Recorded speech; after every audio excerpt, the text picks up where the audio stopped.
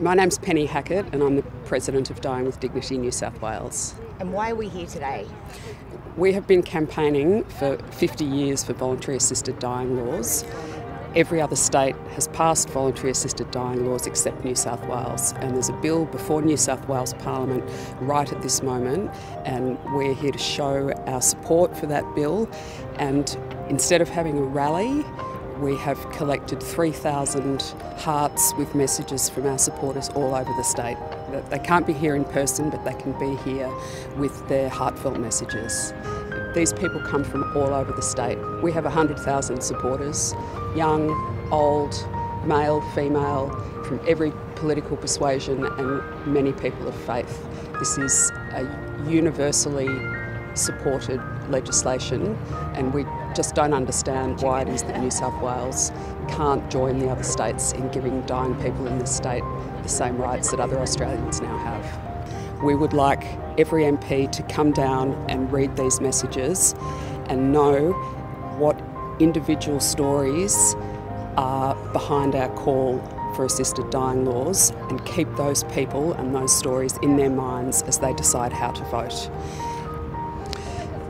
These are our supporters who have poured out their innermost feelings. Some of them are people who've watched a loved one die badly, sometimes in excruciating circumstances. Some of them have committed suicide because they can't bear their suffering any longer. Others are suffering themselves right now. We have people with motor neurone disease, terminal cancer, chronic obstructive pulmonary disease. Those people are going to suffocate to death, drown in their own fluids, and they're dying, and they would like the right to die in a manner that has no suffering and is peaceful and quick with their loved ones around them. We had hoped that this bill would be cleared through both houses of Parliament this year.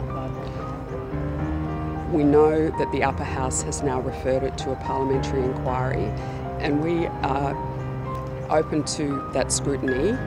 However, it will delay things, and that delay will have consequences for dying people. In the 5 states that have passed these laws, there have been voluminous inquiries, commissions, Law Reform Commission reports, hundreds of thousands of pages of analysis, submissions and expert opinion. It's very hard to see what additional inquiry New South Wales MPs could add to that. They have those resources at their fingertips, but we understand that they need to go through a process, and we respect that. We just ask them not to delay this any further. Over 80% of the community support this across the country, and that has been demonstrated in numerous independent polls over many years. Every MP, before casting their vote, needs to read these stories, talk to terminally ill people, talk to families of those who've died badly. Any MP that votes no to this law will be doing so knowing that they condemn people with a terminal illness to suffering that cannot be relieved. Palliative care can deal with most suffering, but we know that there are some who can't be helped, and those people face futile and unnecessary suffering, and they shouldn't have to.